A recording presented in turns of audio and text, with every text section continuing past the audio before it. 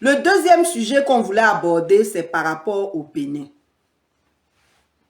Nous tous, on s'est réveillés le 7 décembre pour apprendre que quelque chose se passe au Bénin.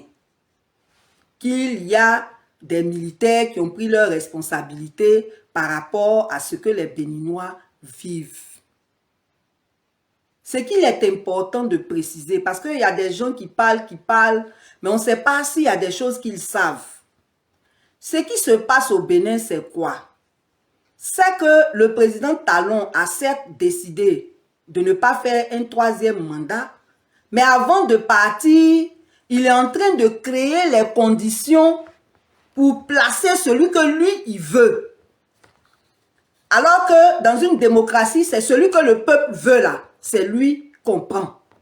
Donc, on ouvre les élections, le peuple vote et celui qui a la majorité dirige. Voilà comment les choses se passent. Pour ceux qui ne comprennent pas, particulièrement les moutons, je vais expliquer en prenant le cas de la Côte d'Ivoire. En Côte d'Ivoire, on est dans 4e mandat. Mais si le président Ouattara était sérieux et que après son 2e mandat, il voulait partir, ce qui se passe au Bénin, c'est que il crée les conditions pour que tous les opposants significatifs soient écartés, comme il a fait là pour son 4e mandat. Et puis maintenant, il positionne son petit frère ou son fils, bon, selon les histoires qu'on nous raconte, on ne sait plus si c'est petit frère, si c'est fils, mais il le positionne, Téné Birahima. Voilà ce qui se passe. Donc, le rôle de l'armée là, c'est pas seulement de défendre les institutions, de protéger l'intégrité territoriale, mais c'est aussi l'application des textes. C'est aussi de veiller à ce qu'il n'y ait pas de violation des textes. Parce que l'armée, là, elle est républicaine. Ce n'est pas la milice privée d'un président. C'est pour ça que nous disons aux militaires ivoiriens là, de prendre leurs responsabilités, aux gendarmes ivoiriens de prendre leurs responsabilités. Parce que quand la constitution est bafouée, quand les textes sont bafoués, quand le peuple est opprimé, il est tout à fait normal que dans les forces de l'ordre, il y ait de dignes patriotes qui se lèvent pour dire non, il faut qu'on rétablisse l'ordre. Voilà comment on assiste à des coups d'État militaires. Donc, ce qui se passe au Bénin, là, c'est ça. Ce n'est pas coup d'État pour faire coup d'État. Ce sont des responsables, des militaires dignes, conscients et patriotes qui veulent mettre fin à des mauvaises pratiques gouvernementales. C'est de ça qu'il s'agit. Maintenant, pourquoi on en parle? Actuellement, où on parle là, la situation est toujours confuse là-bas. Parce que le président est caché à l'ambassade de France. Il n'a pas la maîtrise de la télé, de la radio. Il n'a pas la maîtrise de l'aéroport. Et puis, ceux qui veulent le renverser ont la maîtrise de tous ces sites-là. Et lui, il a appelé en renfort la CEDEAO, qui s'allie à la France maintenant pour attaquer l'armée béninoise parce qu'il y a eu des ralliements à ceux qui ont fait le putsch. Donc les combats là, ça continue là-bas. On n'a pas encore la clarté, on n'a pas encore la certitude du fait que Talon a pris le dessus ou bien si ce sont ceux qui veulent le renverser. Pour l'instant, ce n'est pas encore clair. Mais voilà ce qui se passe là-bas. Et qu'est-ce que nous voulons dire à ce propos? On a déjà fait un communiqué qu'on a publié tout à l'heure, mais on insiste sur le fait que la CEDEAO n'est pas responsable. C'est une institution même qui devait disparaître. Parce que quand il y a les signes avant-coureurs des crises dans les pays, là, elle ne fait rien. Elle est assise là-bas. Puisqu'elle soutient toujours les chefs d'État dictateurs qui martyrisent le peuple, qui violent les constitutions.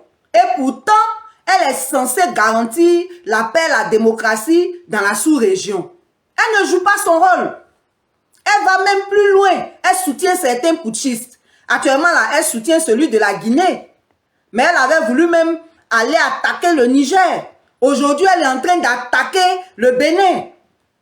Donc, la CEDEAO, là, tous les pays souverainistes devaient en sortir. Parce que c'est un instrument pour les présidents france-africains. Ça n'a rien à voir avec une institution régionale qui doit garantir la paix, l'intégrité, la souveraineté des peuples.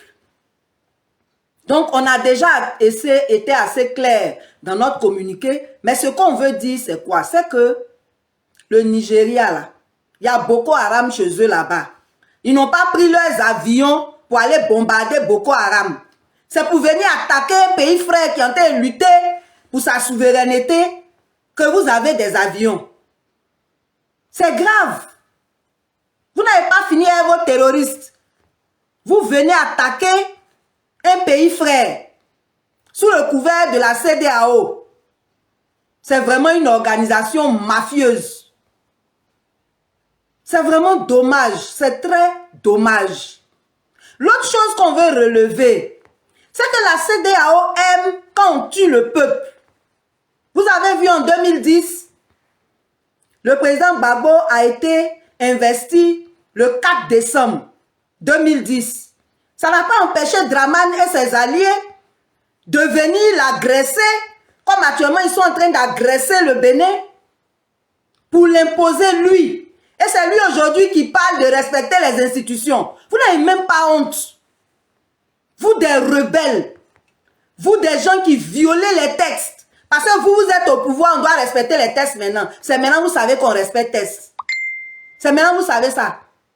Donc c'est ce qui est en train de se passer au Bénin. Et la CEDEAO, par son attaque alliée avec les forces françaises, a fait des morts.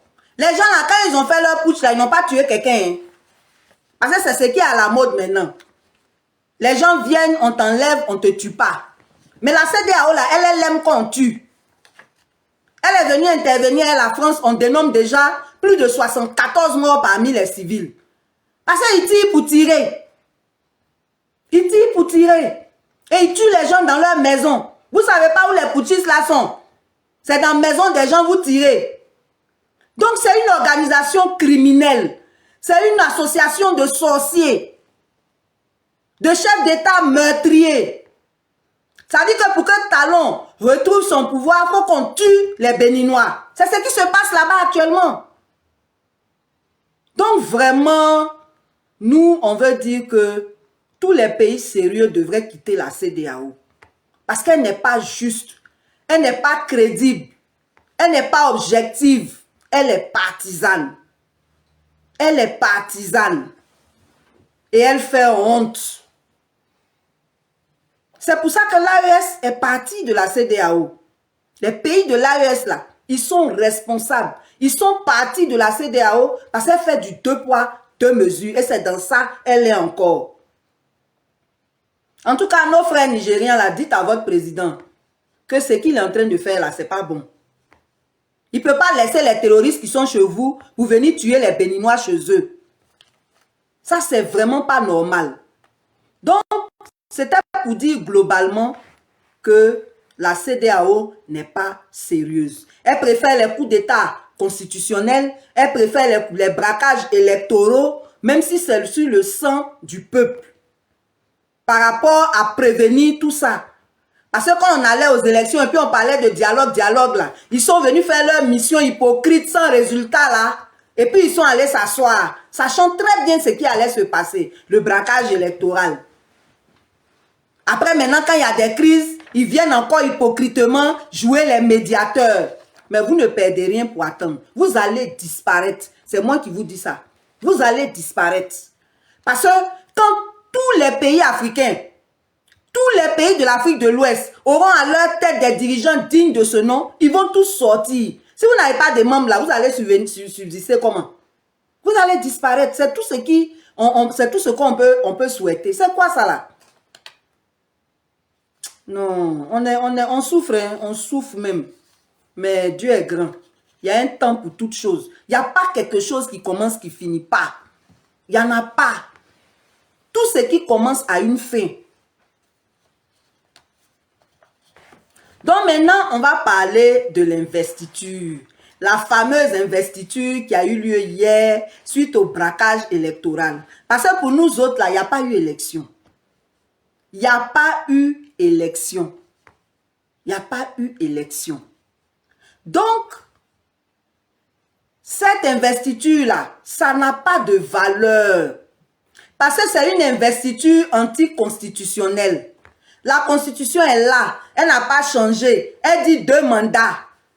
Pour faire 3e mandat, là, on a tué des Ivoiriens. 4e mandat, même chose. Et ils n'ont pas honte. Et c'est le même qui prononce le serment là. Comme s'il savait ce que c'est. Parce que tout ce qui est dans le serment là, c'est son travail de violer ça. À commencer par la Constitution. Donc c'est un serment qui est vide. C'est un serment qui n'a pas de sens. Parce que celui-même qui prononce ces mots-là, il n'y croit pas. C'est lui qui viole la Constitution dont il devait être le garant selon le serment. C'est lui qui viole les droits et libertés dont il devait être le garant selon le serment. Mais c'est la dernière phrase du serment qui est intéressante. Il dit que le peuple me retire sa confiance. Mais confiance, on a retiré il y a longtemps, tu ne veux pas. Parce que tu es un forceur, tu es un violeur. Il y a longtemps, on a retiré confiance là. Et par la force, tu te maintiens. Donc, moi, je voudrais aujourd'hui, par rapport à l'investiture, dire à mes frères ivoiriens de ne pas s'en faire. Nous, on vous a dit qu'on ne rentre pas en 2026 à Ouattara, c'est ce qui va se passer. Ce qu'il a fait aux autres, là, c'est ce que lui-même, il va vivre. Investiture, là, ça ne veut rien dire. Parce que c'est comme ça, on a fait investiture de Gbagbo, et puis lui-même, il est allé prendre ses camarades pour enlever Gbagbo. C'est comme ça, on va l'enlever aussi après son investiture. Ça, là, c'est même pas un débat. Donc, je voulais vous rassurer. Ne vous laissez pas impressionner par le cinéma, le folklore qui s'organise. C'est folklore depuis le début, ça sera folklore jusqu'à la fin. Donc, ça n'a pas de valeur. Parce que lui-même, le serment qu'il dit là, il ne croit même pas en ce qu'il dit. Parce que c'est ça, il viole depuis 3 mandats là, et puis il veut faire 4e là. Ça n'a aucune valeur. C'est la même mascarade. C'est la même mascarade qui continue. Et j'en profite pour dire, par rapport à ce qui s'est passé au Bénin, nous en Côte d'Ivoire, on veut dire au peuple d'être vigilant et de se tenir en éveil. Parce que comme je vous disais tout à l'heure, le rôle du militaire ou des forces de l'ordre là, c'est pas seulement de protéger les institutions. Parce que nous, par exemple, dans notre pays, les institutions violent tout. Donc, ce sont des institutions qui sont en dysfonctionnement. C'est du rôle des forces de l'ordre qui sont dignes, qui ont fait leur classe, qui connaissent leur rôle et qui veulent respecter leur serment de se lever pour dire non à l'imposture. Donc, quand ils vont se lever là, vous aussi levez-vous. Parce que l'exemple du Bénin là est là pour nous enseigner que ce qu'ils ont fait en Côte d'Ivoire en 2010, ce qu'ils sont en train de faire au Bénin en 2025, ils sont prêts à le répéter. Donc nous, en tant que peuple, on doit s'apprêter à être solidaires de ceux qui vont se lever pour chasser Dramane. Dès qu'ils se lèvent pour chasser Dramane, nous aussi là, on doit descendre dans les rues pour soutenir ceux qui vont se lever là. Pour que ceux qui n'ont pas honte, qui sont la CEDEAO et la France là, ils voient que ceux qui se sont levés là, ils sont soutenus par le peuple. C'est très important. Ne nous laissons pas surprendre et n'attendez pas mot d'ordre. Les gens qui aiment mot d'ordre là. Nous tous on suit l'actualité.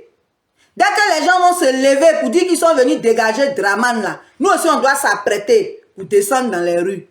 Pour montrer à la France et à la CEDEAO que nous sommes solidaires d'eux. C'est très important. Parce que ça peut arriver à n'importe quel moment. Donc nous aussi, on doit être prêts. On doit être prêts. Et puis quand on va finir avec tout ça là, on va changer le nom des Ivoiriens. J'ai déjà parlé de ça, mais c'est vraiment, ça s'impose. Parce qu'on a un problème. Il y a beaucoup parmi nous là qui sont amnésiques. Ils sont vraiment Ivoiriens, ils ne voient rien. Alors que nous autres là, nos yeux sont ouverts. Il faut que nous tous, nos yeux soient ouverts. Donc on va changer ce nom là pour qu'on soit plus digne, pour qu'on soit plus responsable, pour qu'on soit toujours prêt à prendre nos responsabilités, pour qu'on voit les choses et qu'on se lève sans qu'on attende un mot d'ordre. C'est pour ça que la dernière fois je vous ai expliqué c'est quoi le patriote. C'est quoi le patriote? C'est celui qui se sacrifie pour son pays. C'est pas dans la bouche. On dit on aime son pays. On le prouve quand c'est nécessaire. Donc vraiment, vous avez vu ce qui s'est passé au Bénin. Moi, je vous dis que Ouattara va partir. Quand les gens vont se lever pour lui, là, levons-nous pour soutenir ceux qui vont le faire. C'est très important. Dramane doit dégager. Ça fait 3 mandats qu'on nous oppresse, qu'on nous spolie, qu'on nous exproprie, qu'on nous presse comme ça. Trop, c'est trop. C'est bon. Il faut que ça s'arrête. Mais c'est dans la solidarité que nous allons y arriver. Donc, demeurons dans la prière, demeurons dans la foi, demeurons dans la joie. Parce que la foi, là, la foi fait que tu crois que ce que tu dis va arriver. Donc, tu es dans la joie, tu n'es pas soucieux. Seulement, tu attends le moment. J'ai dit quand le moment là va arriver, là. Dès que vous entendez que c'est comme ça, là, nous tous, là, on doit descendre dans les rues pour crier « wow ». Comme ça, la France et la CEDEAO vont savoir que ça ne peut pas prospérer. Ce qu'ils ont fait en 2010 et ce qu'ils sont en train de faire au Bénin aujourd'hui, là, ça ne peut pas prospérer. Donc, vraiment, que Dieu vous bénisse. Aujourd'hui, c'était vraiment pour vous dire ça. Vous souhaitez aussi une excellente semaine. Comme je l'ai dit, demeurons en prière. Ayons la foi. Ne laissez rien vous décourager. Rien du tout. Demain, Ouattara n'a qu'à dire, il annonce un nouveau gouvernement. Il n'a qu'à prendre toutes les décisions qu'il veut. C'est pas ça que nous devons regarder. Nous, on attend. Quel jour du mois de décembre, on va se réveiller comme le 7 au Bénin et puis on dit non, il y a quelque chose là. C'est ça, nous, on attend. Et puis, ça va arriver. Et puis, notre pays sera libéré. Donc, ceux qui ont l'argent à gaspiller dans les législatives, là, ça, c'est leur problème. Mais nous, on dit, Ouattara doit partir, il va partir. Dramane va libérer notre pays. On doit y croire, on doit y croire et on doit y croire. On ne doit pas se décourager, on ne doit pas se laisser impressionner par la mascarade qui se poursuit en organisant ceci ou en organisant cela. Voilà. Donc, que Dieu vous bénisse et puis à mardi prochain pour des nouvelles du pays. Depuis des années, nous observons notre pays, la Côte d'Ivoire, sombrer lentement dans une logique de trahison, de compromission et de silence complice. L'investiture du président Alassane Ouattara pour un 4e mandat n'a surpris personne. Et pourtant, elle devrait choquer tout le monde. Elle devrait scandaliser chaque institution africaine, chaque conscience libre, chaque peuple épris de justice et d'état de droit. Mais non. Les applaudissements hypocrites ont couvert les cris de la Constitution. Les félicitations diplomatiques ont remplacé la voix de la vérité. Et une fois encore, la France, la CEDEAO, l'Union africaine et cette communauté internationale sans âme ont choisi leur camp, celui des intérêts contre celui des peuples. Nous, Ivoiriens, nous savons lire entre les lignes. Nous savons que cette indifférence n'est pas un oubli, mais une stratégie. Quand Pulchéry Ballet affirme que l'investiture d'Alassane Ouattara n'a aucune importance, elle ne parle pas seulement d'un geste symbolique. Elle parle d'une imposture politique, d'un crime moral. Car un 4e mandat dans une constitution qui n'en autorise que 2, c'est une trahison. Une violation. Une gifle à la République. Et pourtant, aucune sanction, aucun communiqué indigné, aucun rappel à l'ordre. Les mêmes institutions qui se lèvent avec colère pour condamner des coups d'État militaires au Niger, au Mali ou au Bénin, deviennent soudain aveugles et muettes quand l'injustice porte un costume civil et parle français dans les salons de l'Élysée. Pourquoi ce 2 poids, 2 mesures ? Pourquoi la CEDEAO se transforme-t-elle en gendarmes zélés quand des militaires décident de prendre leurs responsabilités contre des régimes corrompus, mais devient-elle un paillasson diplomatique dès qu'il s'agit de dirigeants amis de Paris ? Pourquoi l'Union africaine, censée défendre nos peuples et nos constitutions, reste-t-elle paralysée face à une fraude institutionnelle aussi flagrante ? Et pourquoi la communauté internationale, si prompte à invoquer les droits de l'homme ailleurs, garde-t-elle le silence quand la liberté est étouffée ici, dans nos rues, sous nos yeux ? La réponse est simple, le président Alassane Ouattara est un pion docile. Il ne dérange pas. Il garantit la continuité du système, celui qui maintient nos pays dans la dépendance et la soumission. Tant qu'il reste fidèle aux intérêts étrangers, tant qu'il protège les multinationales, tant qu'il maintient la Côte d'Ivoire dans le giron de la France-Afrique, alors il sera toléré, célébré, décoré même. Voilà le vrai visage de cette hypocrisie internationale. Mais qu'on ne s'y trompe pas, derrière ce silence, il y a une peur. La peur de voir les peuples africains se lever comme ils l'ont fait au Mali, au Burkina Faso ou au Niger. La peur de voir les consciences s'éveiller, de voir les jeunes refuser le mensonge et l'humiliation. Le peuple ivoirien n'est pas naïf. Il voit bien que ceux qui se disent nos alliés ne nous veulent pas libres, mais dociles. Ils ne veulent pas des dirigeants courageux, mais des gestionnaires soumis. Ils ne veulent pas de nations souveraines, mais de protectorats modernes où les décisions économiques et militaires se prennent à Paris, Washington ou Bruxelles. Alassane Ouattara incarne cette continuité coloniale. Son pouvoir repose sur la peur, sur le clientélisme, sur la confiscation du débat démocratique. Il se dit élu du peuple, mais tout le monde sait que ces élections sont taillées sur mesure. Il parle de stabilité, mais son pays est bâti sur la peur. Il se vante d'avoir ramené la croissance, mais c'est une croissance de façade, captée par une minorité et par des intérêts étrangers. Pendant ce temps, nos jeunes s'exilent, nos paysans s'appauvrissent, nos institutions se vident de sens. Et que dire de la CEDEAO, cette organisation qui prétend défendre la démocratie mais qui, en réalité, défend des présidents installés par la France et validés par les marchés.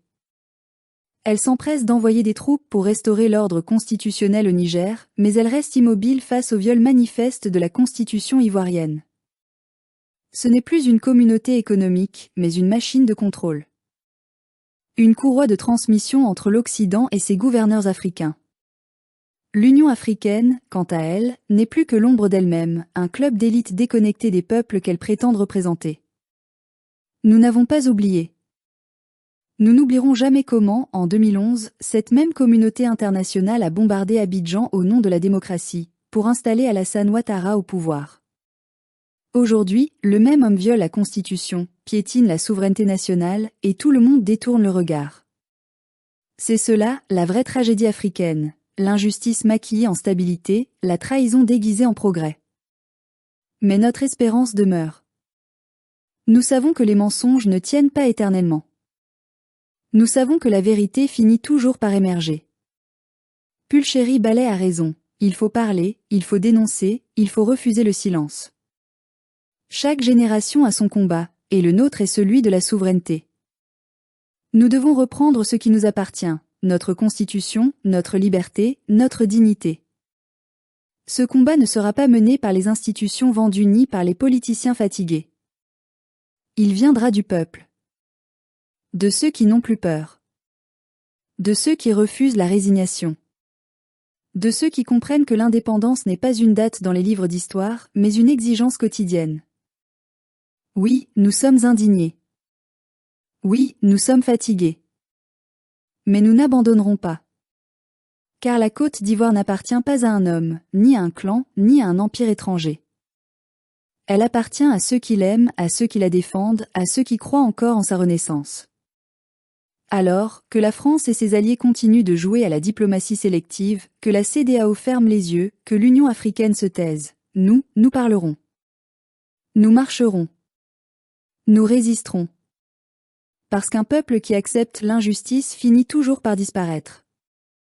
Mais un peuple qui se lève pour sa dignité écrit à nouveau son histoire.